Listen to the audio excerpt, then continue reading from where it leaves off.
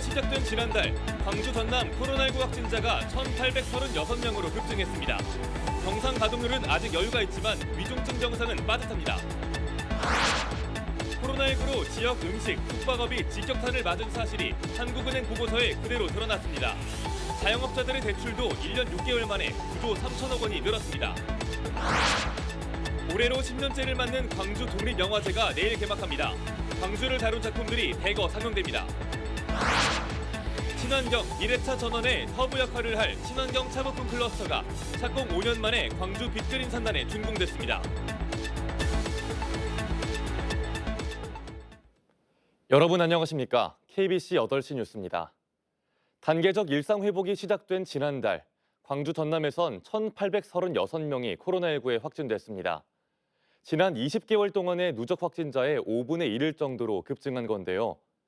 광주 전남의 경우 아직은 병상에 여유가 있지만 수도권 중심으로 병상 부족이 현실화되면서 걱정이 커지고 있습니다. 정경원 기자입니다.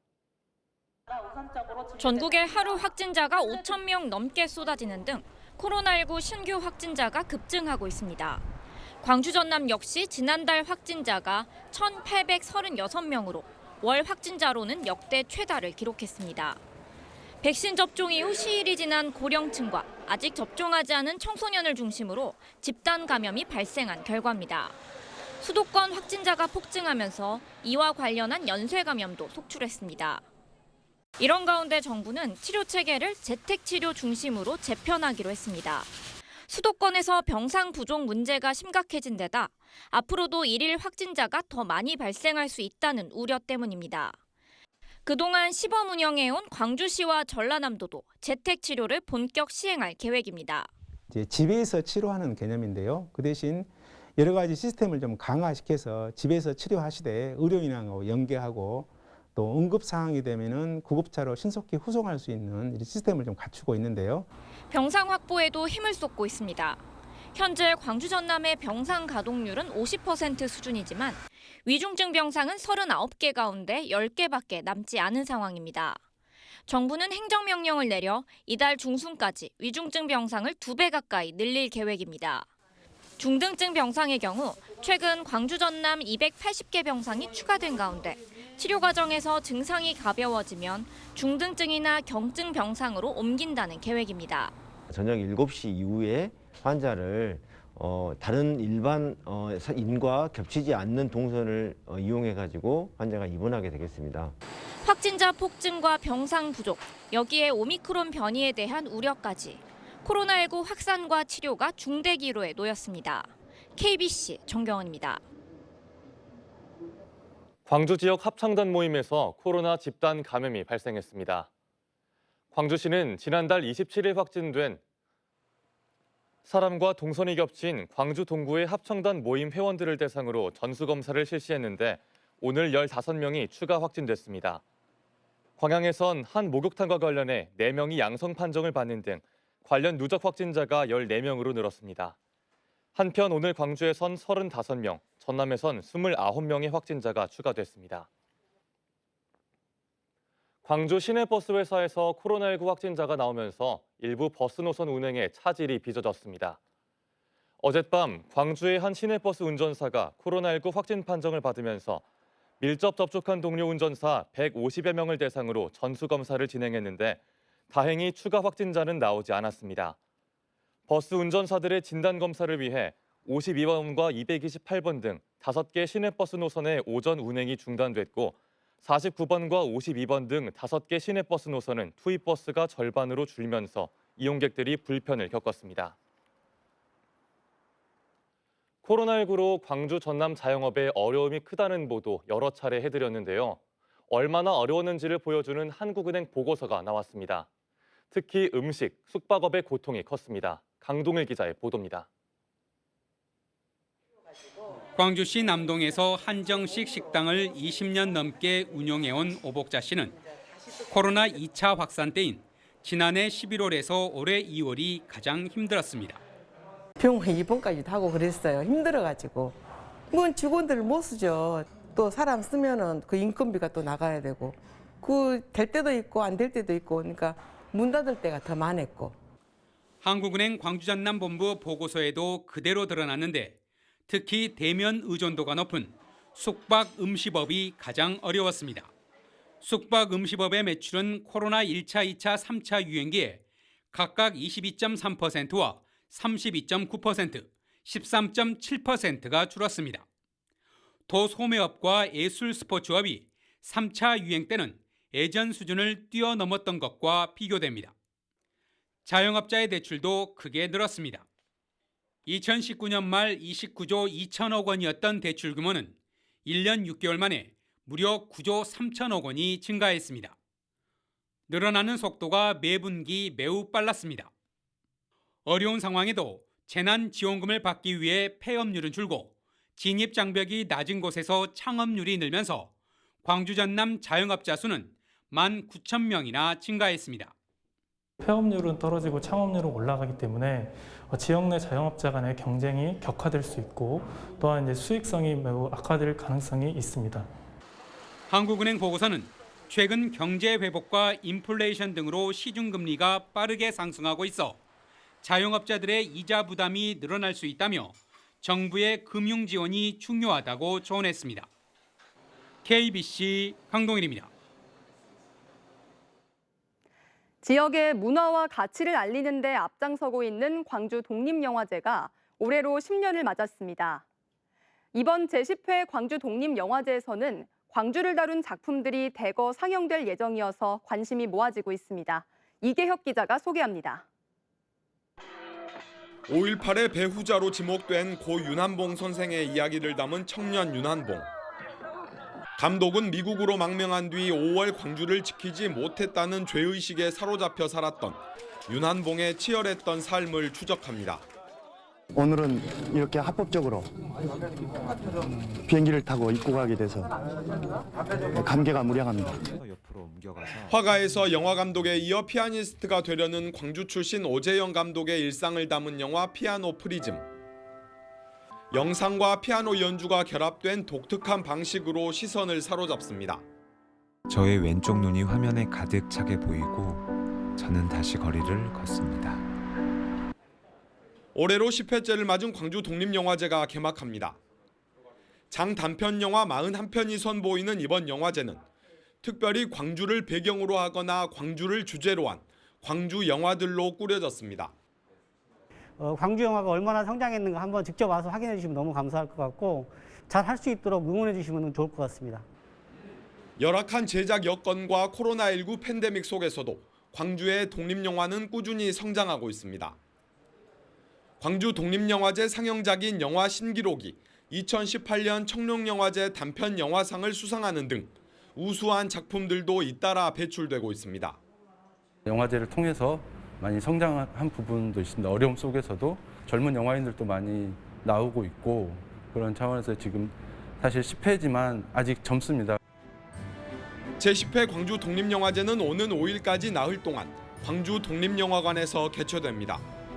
KBC 이계혁입니다. 친환경 미래차 전환의 허브 역할을 할 친환경차 부품 클러스터가 5년 만에 완공됐습니다.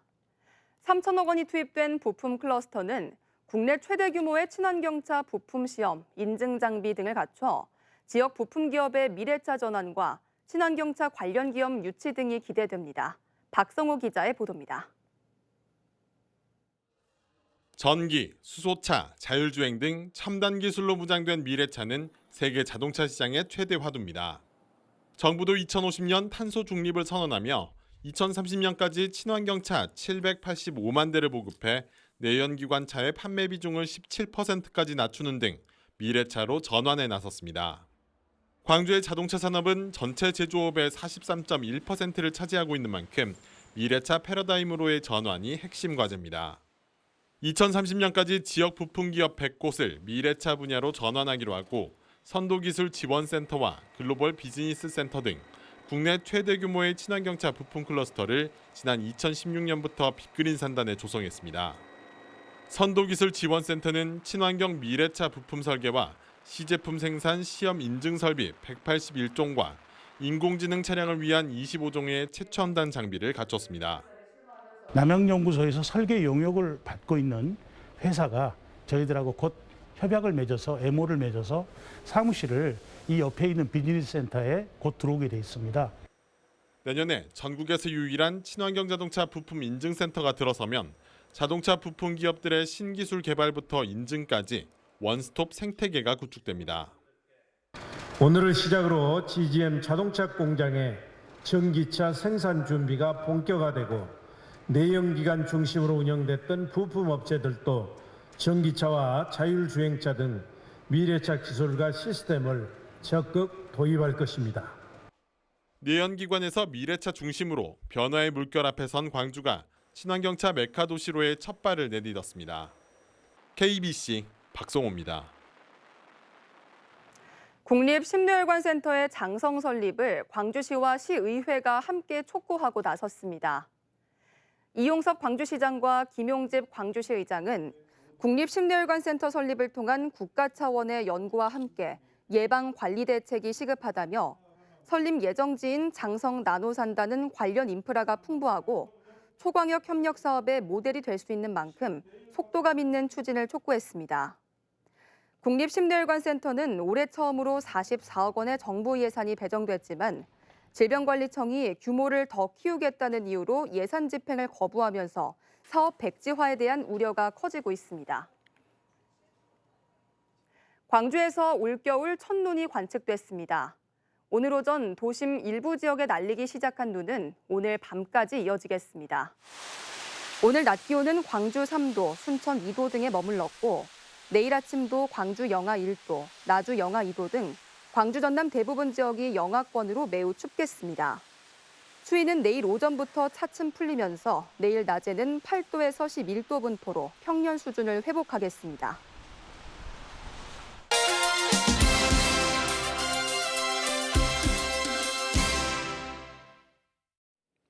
부두에서 선박 구조물 작업을 하던 작업자들이 추락해 한 명이 숨지고 한 명이 다쳤습니다. 오늘 오전 11시쯤 영암군 삼호읍 대불산단의 한 부두에서 선박 구조물을 만들던 작업자 2명이 11m 아래로 추락해 한 명이 숨지고 한 명이 중상을 입었습니다.